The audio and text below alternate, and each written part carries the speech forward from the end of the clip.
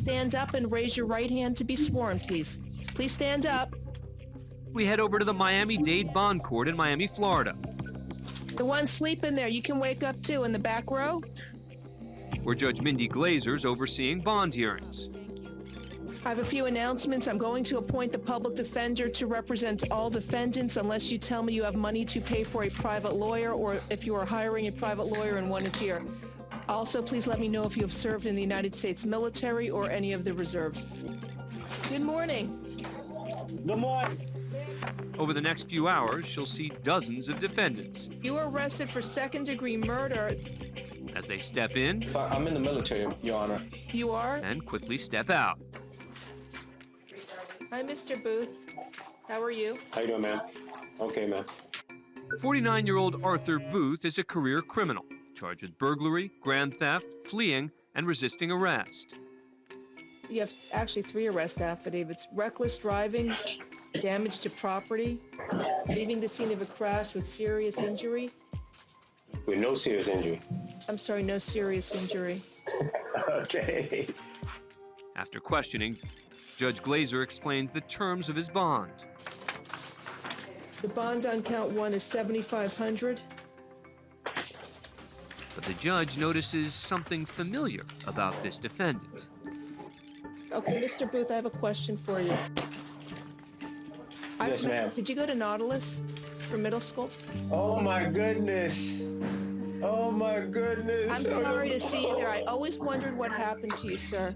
Oh, my goodness. This is the nicest kid in middle school. Oh, my goodness. He was the best kid in middle school. I used to play football with him, all the kids, and look what has happened. I'm so sorry. Oh, my goodness. The surprise reunion between the 2 former middle school classmates is almost too much for Booth to handle. Oh, my goodness. Once a promising student, Booth fell into drug and gambling addictions that led him into a life of petty crime, resulting in multiple stays in prison. Oh, my goodness. Good luck to you, sir. I hope you're able to come out of this okay and just lead a lawful life. The reunion somberly concludes as Glazer sets bail at $43,000. Okay. All right. Oh, my goodness. You. Oh, my goodness. Booth is sent to prison for 10 months and then released into a drug treatment program.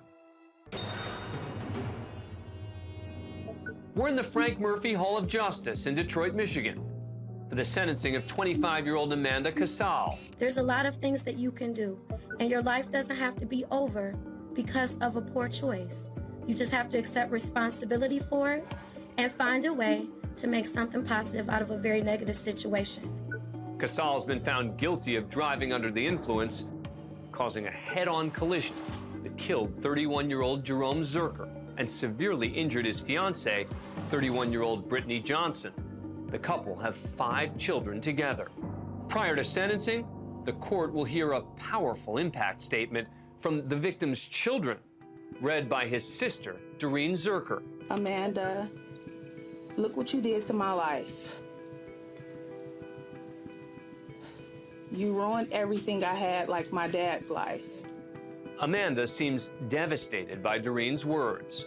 But Judge Kiana Lillard apparently hears some snickering from Casal's family sitting in the gallery. You can go too. Whoever can sit here at a tragic moment like this and laugh and smile when somebody has lost a family member, this is a court of law. You cannot come down to the Frank Murphy Hall of Justice and act any way you want to act. That's the defendant's mother, Donna Casal. Because if you don't know how to act, you can go to jail. Ma'am, you are being taken into custody for criminal contempt. Your disruptive and disrespectful behavior disrupted today's proceedings, and you, ma'am, are going to the Wayne County Jail for 93 days for direct criminal contempt. Anybody else want to go? Try it. As Casal is led to the county jail, Judge Lillard offers a stern reminder about etiquette in the courtroom. These are very serious matters, and I understand you all are upset because your loved one is going to prison, but guess what? She's going to prison for the choices that she made. After orders restored, Amanda Casal is sentenced. It'll be the sentence of this court that you will serve 3 to 15 years in the Michigan Department of Corrections. If there's nothing further, that concludes this matter. Casal only serves 3 years and is then paroled in February 2020. As for Amanda's mother, Donna, she spends the night in jail and appears before Judge Lillard the next morning. Donna seems to have learned a serious lesson from just one night behind bars. Ms. Coates, is there something you'd like to say? Yes, I deeply apologize for what I did. I was under a lot of stress. And I deeply apologize for what I did in your court. I just needed to get out. And it's been very hard for me this year, and I know for the other family. And I'm so sorry for what I did. And I know it was wrong, and I apologize. Things have to be conducted in decency and order. I apologize. You can't come to court acting a fool. I know people watch a lot of shows on TV where you see different things happening in make-believe courtrooms that give people a skewed sense of reality, but this is real life here, and we just can't have people behaving like that. It can't be tolerated. So I will modify your sentence for direct criminal contempt from 93 days to 1 day with credit for time served, and you should be released today. God bless you. Thank you. And I apologize very sorely, and for the other family. Donna serves 1 day. Thank you. And is released. You're welcome. Next, we head over to the Miami-Dade Bond Court of Judge Mindy S. Glazer. Today, Judge Glazer is presiding over a hearing for 21-year-old Elon Glenn. Sir, good morning. You have a warrant from Georgia. It says for fraud, a charge of fraud. Glenn, who was in South Florida for a cruise, was picked up on an arrest warrant from his home state of Georgia. He now faces extradition. There's no way I can get a bond, ma'am? Unless the only thing you can do is have a lawyer contact the judge in Georgia to see if there's a way to schedule one. It's a fraud charge. Okay, so will I be able to do that? You can call a lawyer. No. Call whoever you want from the jail. Having passed on the information Glenn needs to potentially get out on bond, Judge Glazer notices an interesting detail about his case. He was picked up at the cruise. What were you on, the Breeze? Yes. Yeah, me too. Isn't that cool? Or you had a nice cruise? I'm glad to be back to work. I had to watch 4 kids. And you was on a cruise this weekend that just passed? Yeah. Oh, you didn't see me dancing? I was the one You dancing. were dancing. I was sitting upstairs in the shade. It was a fun time, huh? Yes, but this is crazy. You were in that contest by the pool now, were you? Nah, I didn't see you. Yeah. Yeah, you were. I definitely was. All right. I'm sorry you have to go through this, sir. Judge Glazer seemingly appears to side with his request for bond, citing him as a non-flight risk. I mean, if he wanted to flee, he could have fled in, what was it, St. Martin, St. Kitts? Yeah, you feel me? I don't want to run away. With their cruise ship flashback all but over, he has 2 options. You can waive extradition, agree to be sent back to the state of Georgia within 15 days. If they don't come pick you up, you'll be released. You can also contest extradition and fight going back. If you contest extradition, you can be held in our jails for up to 90 days.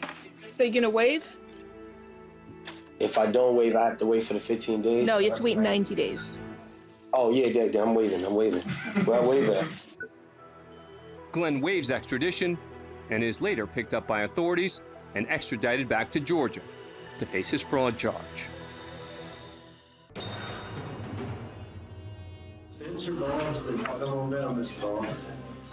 This is the arraignment of 20-year-old Spencer Allen Boston. At a traffic stop 2 months earlier, Boston received citations for speeding and simple possession of marijuana. As he walks up to the podium, Judge Haywood Barry's informed that Boston has a special request. I spoke with Mr. Boston. He said he wants to represent himself in this case. I told him today was just an arraignment. It's either guilty, not guilty type day. To which he responded, I just want to plead my case to the court.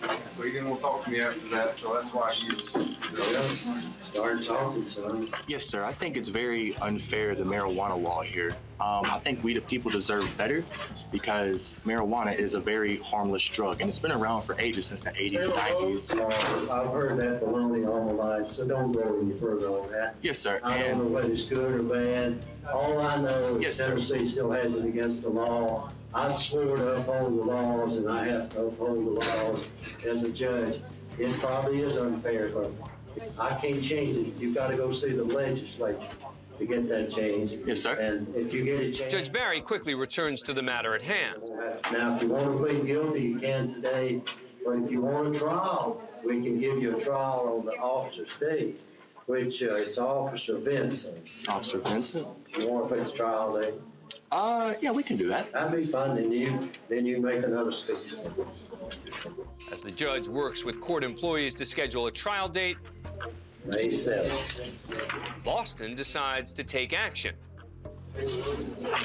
as he pulls out what appears to be a joint. No one seems to notice until, shockingly, he lights up. And this time it's noticed immediately. Hey! We the people deserve better.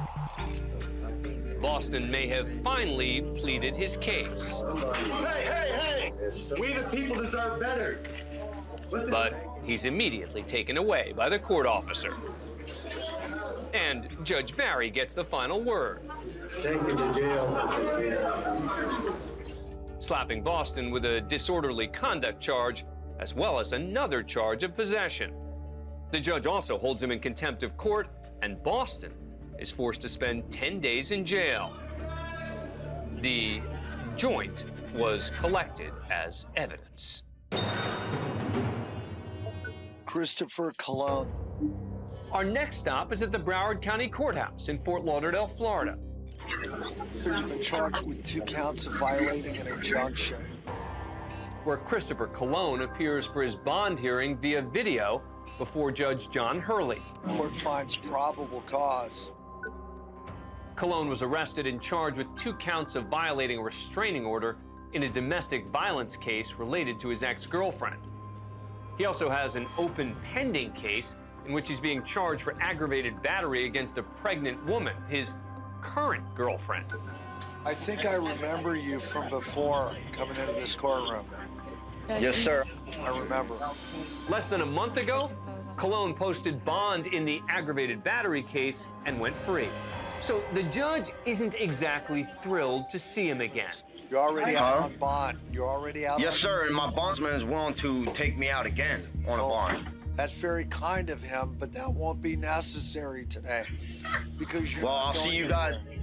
I'll see you guys in with a lawyer and a lawsuit too. Oh, okay. Oh, wait, bring him back, please. And you can go yourself too. Cologne storms off. Would you bring him back for me, please? Cologne, come back. Judge, he's back. Hi. Good morning again, Mr. Cologne. Good morning to you. Yes, sir. Wait, Mr. Cologne. Yeah, don't mute that. Could you turn that mic back on for me? Turn the mic back on. You guys can. Okay? I'm being dead ass real. $125,000. Your bond on count 2 will be $125,000. Your total How much is my bond? $250,000. That's okay, no problem. I can bond out, man. Court will also order, sir, on case 14-7168 CF10, you'll be held without bond. That bond is revoked. With the amount seemingly no issue, the judge has just taken away the bond from the aggravated battery case, meaning Cologne will not be able to go free this time. And this really sets him off. Like I said, you guys why you guys had it. Sir, the court at this time is inclined to hold you in contempt of court. I don't give a Go ahead, I got lawyers, man. Your behavior. I don't got nothing to say, man. Now, I will find you in contempt of court for disrupting this court. Now, I will give you was already going to find me in contempt of court. I will give you an opportunity. Is there anything you'd like to say? You ain't no Hitler, man, for me to have to salute. Noting that you made no comments in your defense. The court at this time will sentence you to 364 days in the Broward County Jail. Be Thank quiet. you very much. Have a... That's why. Yes, sir. Thank you. Can I see Mr. Cologne, please? A week later, Cologne is back in front of the judge. Judge Harley, I apologize. What I did, I was wrong. And not only I was wrong for cursing you out, of the deputies hearing me curse you out, I apologize to them too. Your Honor, I apologize real bad, and I'm asking for my apology, please, Your Honor. Okay, the apologies accepted. It will be converted to time served at this time. Cologne's apology gets that additional year sentence for contempt cut down to time served, but still gets no bond on the aggravated battery case and serves almost 14 months before he's released. Thanks for being a fan of Court Cam. Subscribe to A&E to never miss a new video and catch full episodes on aetv.com.